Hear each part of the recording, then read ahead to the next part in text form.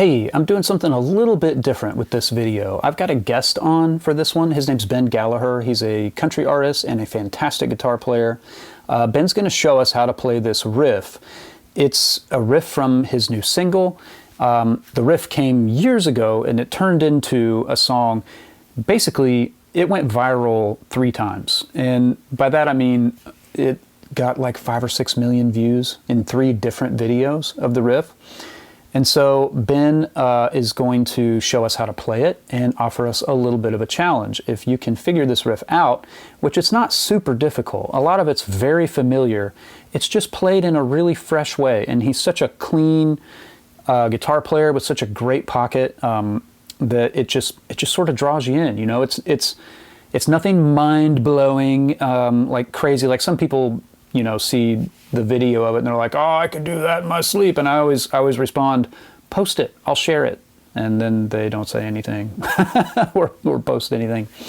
But it's very cool, it's very musical, and he's got a little bit of an incentive for you to learn this riff. You could win a guitar, which I'll let him tell you about.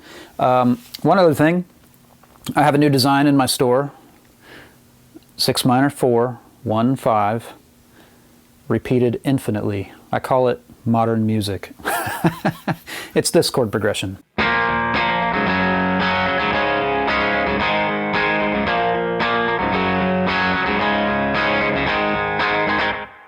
That sounds familiar, right? I feel like we've done it a lot.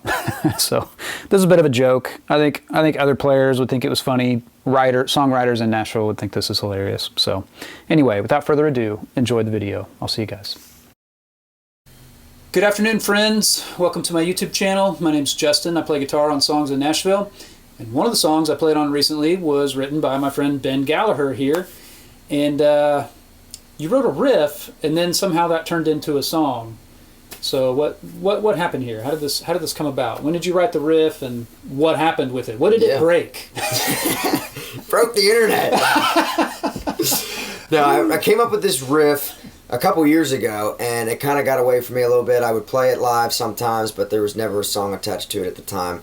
And fast forward, I pulled it back out. One of many riffs, right? You forget some of them, then you come back to them. Oh, and, totally. Anyways, I came back to it and decided to post the riff on Instagram, and I was keeping time with my boot on a pedal board case, and I titled the caption "Boot Stomping." Oh, cool. And man, it took a life of its own.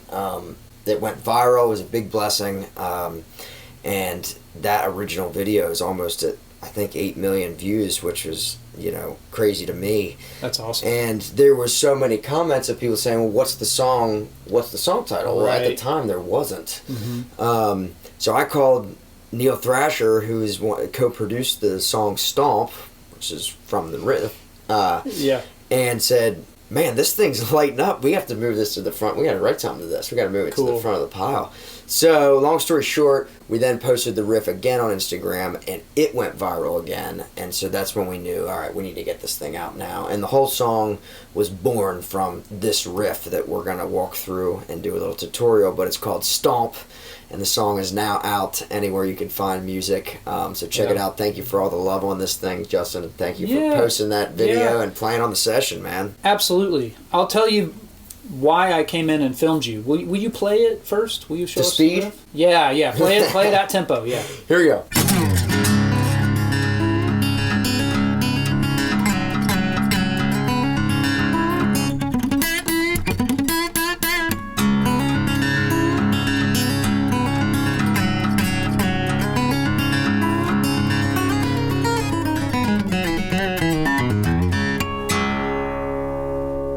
Man, there's so many cool things happening all in a row. Thank you. Yeah, that's killer. So let's back up a little bit. I've been playing in the studio with Ben off and on for several years. I feel like it's been just sort of randomly over the last, gosh, I don't know, 4 or 5 years. Maybe more. Yeah. Maybe more than that. Yeah. And every time that I'm going to be working for Ben, I know that there's going to be some guitar part that I'm going to have to figure out that is like inside out in some way or left-footed somehow. He has this really cool way of playing familiar things in a fresh way, right? Like that's my takeaway anyway. So no, I appreciate it. That's yeah. awesome. Most of the time on sessions we're doing together where you're coming in as the artist or as the writer, you're not necessarily playing on the session. It's my job to copy your riff. And he'll come out and show it to me on the tracking room floor before we get started. Well, when we went in to cut Stomp, it was going to be on acoustic, and I was like, oh, good. I don't have to learn it. And so then there was talk, we booked one session for just the one song, which is great. That feels like an eternity for Nashville guys. Like we can really slow down and try different settle things. In and yeah, that's right. Yeah. And there was some talk amongst your producers of like, well, maybe we try to put it on electric too or something like that. And so I ran over to the ISO booth that he was going to play a scratch acoustic pass and do a scratch vocal in. And I knew about all the views on Instagram, and I tried to say the cheesiest thing I could think of. I was like, hey, bro, play me that I was holding my phone. I was like, play me that riff that broke the internet, you know? That was great. And really, what I was trying to do was I want a copy of this so that I can go back to my seat, and if we decide that it needs to be on electric, I don't want to hold the session up. Like, I'm going to take this little clip back and try to figure it out without making Ben leave his ISO booth and come show it to me several times in a row. And then I just thought, he's going to put this song out. I'll put it on YouTube. It'll be cool. I'll tag you, and that one blew up too. I mean, dude, the power of this riff is pretty... I don't know, man. That's crazy. It is, my internet was still working. What? I started farming, man. The whole world just stopped. The whole grid just went down. Down. Yeah. So we want to see if some people can learn this. Are we going to give them any incentive to figure this riff out and to post their own version of it? We are. This is what we're going to do. It's going to be called the Stomp Challenge. All right. So we're going to walk through it here in just a minute and do a little tutorial. But you have from now until November 17th and to learn the Stomp riff and post a video of it. Tag me, tag Justin, and a winner will be picked to win a Taylor GS Mini that Taylor just made, the Stomp Edition Taylor guitar. Oh, cool. Okay. So there's like it says Stomp on it? Yeah, it says Stomp. Yep, says Stomp here. And we're going to give one of those away to somebody that learns the riff and posts it and tags us by November 17th. So you're saying I need to learn the riff? You can't edit it. I'm a judge. That's You're a right. judge. They're tagging me. Okay, we'll decide who wins. Okay, I know this is difficult because you're used to playing it at the tempo you play it at, but can you slow it down to about half speed and play the whole thing? And then I want to point out some things that I noticed that might help people learn the actual riff. Yeah. All right. Half speed.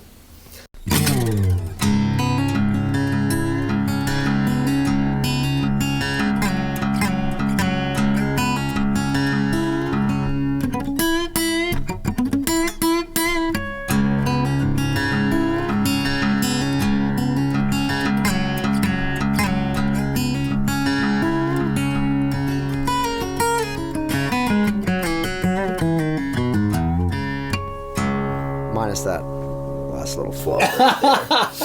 But anyway.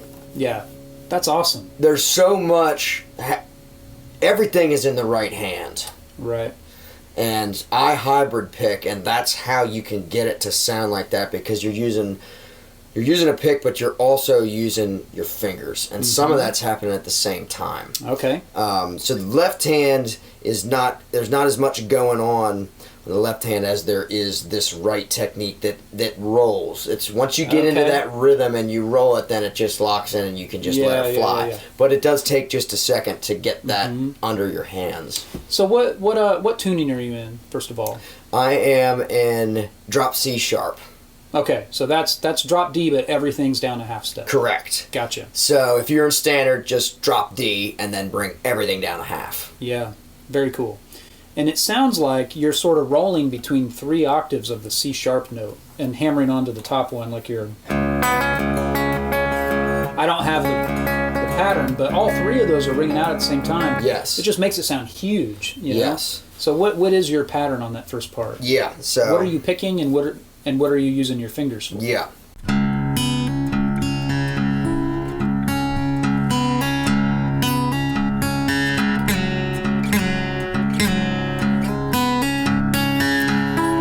Right there is the whole. That's the whole bit. Is right there. Oh, cool. Okay.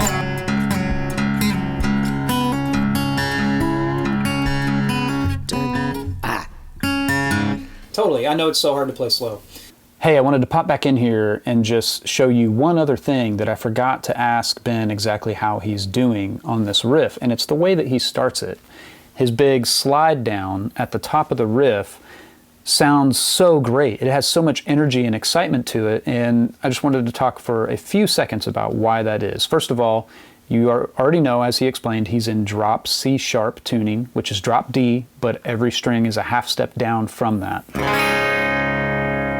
You could call it drop D flat as well. And then his slide down, he's not just doing one slide, it's two. He goes, and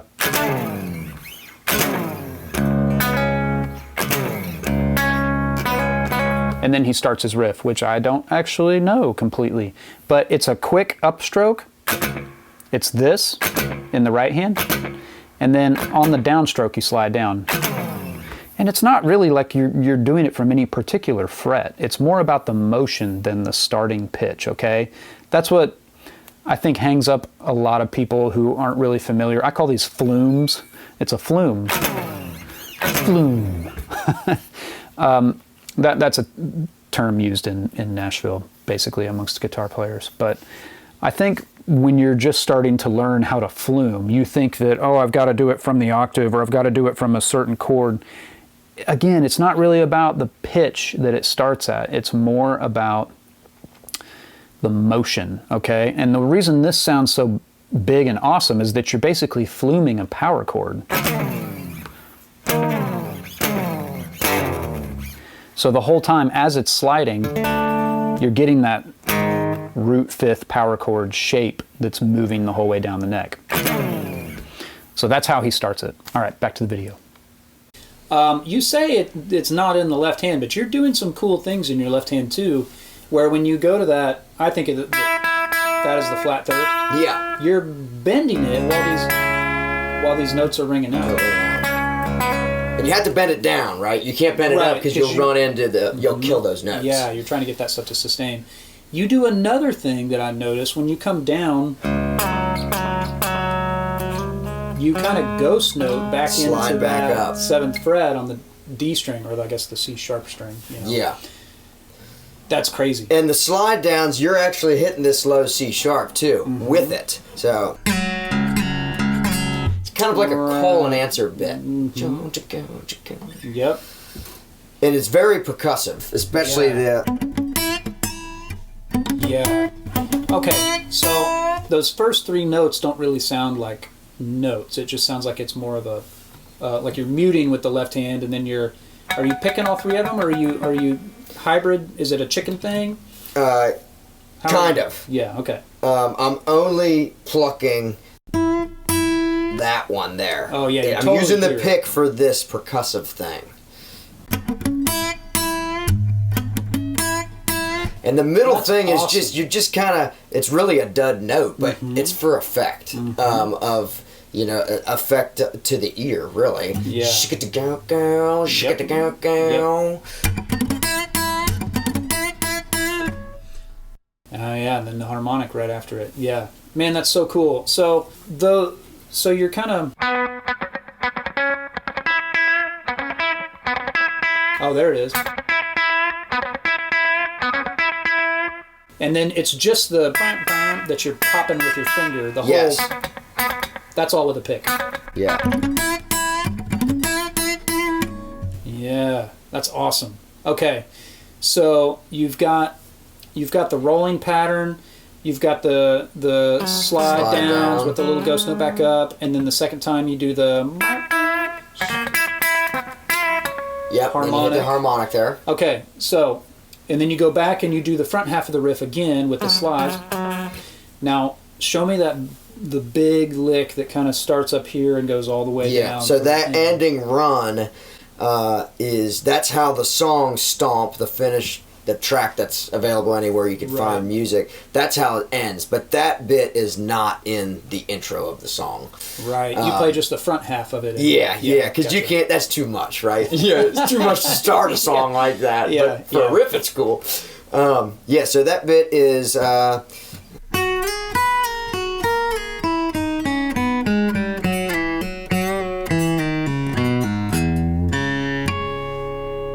and then you hit the low string again, right?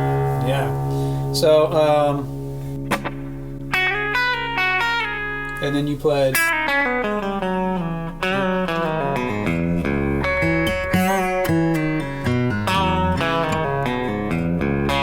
Yeah. Something like that. That's right. At speed.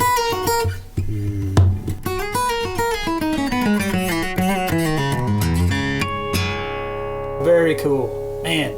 That's left-footed too. Of course. You wrote it. That had some weird stuff in it that may be a little unconventional, but, I always looked at it as, if it sounds good, it is good. Yeah, exactly. It's like, there could be, technically speaking, there's probably some stuff in there that's like, I don't know if that goes, but I like the way it sounds. No, totally. Yeah, it's very, it's very D minor or C sharp minor, but there's like these major triads here, and then you play, so you're playing the flat 3, the 9, the 1, and then it's a little bit of blues scale. Yep. And then you play the 9 again. That's it. Yeah, so if people will learn this and post themselves and tag us, they can win a Taylor GS. That's right. They can. That's fantastic. November 17th is the cutoff. Okay. I got one more question for you.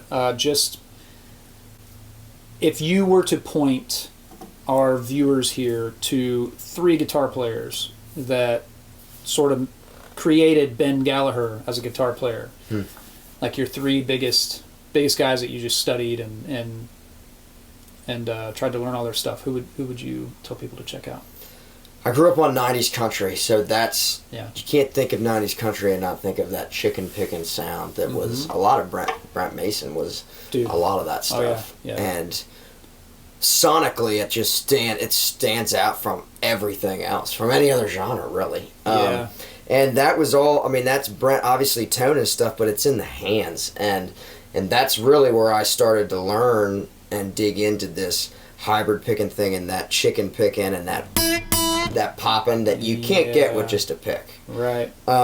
So that's where I dug into that. I'm no Brent Mason by any stretch, but I learned some of that None of us are. Yeah. I learned some of that stuff from his style of playing and then and mixed it with a little rock. I grew up on Skinner, Gary Rosendon, those guys. So mix that. I also grew up on those early Keith Urban records. Yeah. That was such a new sound. And he did some left-footed stuff that was just cool on the ear. He's a legitimately great guitar player. Yeah. So not just a pretty face. Yeah, mix all that stuff and studying your stuff. Justin got to be in that list. What are you talking about? You're a bad liar. Man. But I'd say, it's kind of a mix of all that. Okay, I lied. I have one more question. Yeah. I notice when you play that, and I know a lot, like you said, a lot of it's in your hands, but I don't normally hear, even when people hybrid pick on acoustic, I don't hear that much snap and twang. Is that something that you get out of this particular guitar, or, what? I guess, tell me about Taylors. You're a Taylor guy? Through and through. That's not normal in Nashville. It's mostly Gibsons and Martins, right? No. I got my first Taylor in 2011, and it was a fall edition that they only made that year. And it just felt like home. I know other guitar players on here, you know exactly what I'm talking about. Yeah. It's like when you pick something up, and it's like, where has this been? And so I bought it, and ever since then I've been a Taylor guy because I just loved that guitar and what it did to my playing and my inspiration. I'm playing Elixir strings. And you played really hard. Play hard. I do play hard. It seems sometimes too hard. Yeah, what happened there? I played hard. No, when I'm doing solo acoustic shows on the road, without a band, of course, I'm actually keeping time often by tapping like this, and that pickup sounds like a kick drum coming through the mains. Okay. So it'd be like,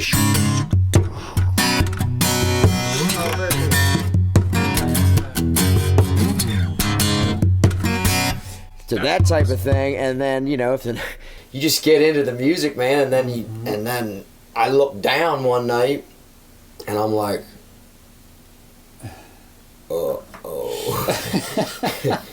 You're like, maybe this isn't a cajon like I've been treating it. No. Is that bracing rattling around there? Yes. Oh, man.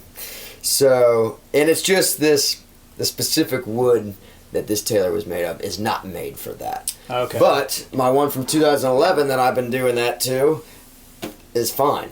Yeah. It's got a little bit of stuff, but this is my workhorse, and this has held up. This thing's been through everything. Yeah. And so they just reliable, and the tone's great. It feels good in my hands. Some acoustics, I don't know. Tell me if you disagree, but it feels like on some older Gibsons, or I don't know, like the harder you dig in, they almost sort of, they don't hold up to it. No. They don't like stand up under the onslaught. It goes backwards usually. Yeah, it gets quieter. You dig in harder and it doesn't speak, right? But this seems like everything's just flying off of it no matter how hard you dig into it. Yeah. No, it's good. It's good for that thing, for sure. Especially if you play hard. But if you play soft, guess what? That sounds great too. Right. Yeah. Very cool. Yeah, it seems like you can treat it like a telly and it'll speak, For sure. It's got some brightness on it, and that helps with that. Yeah. That's awesome, man. Thanks for showing us the riff. Thank you guys. Thank you to all you guys for watching this video and blowing it up, sharing it with your friends, and listening to the song Stomp, and for posting it, man, because it does mean a lot to me. I appreciate all the support, for sure. Yeah. I'll have links to all Ben's stuff, Spotify, iTunes. He's got a YouTube channel as well. Check it all out. Learn the riff. You don't only have to watch when he played it slow. You can see it at full time, but use the YouTube feature of slowing it down too. So see who gets that guitar. I'd love to. I want to see how people figure this out. It's tricky. I love it. Yeah. I can't wait to see your guys' videos. Yeah. Thanks, y'all. We'll see you later.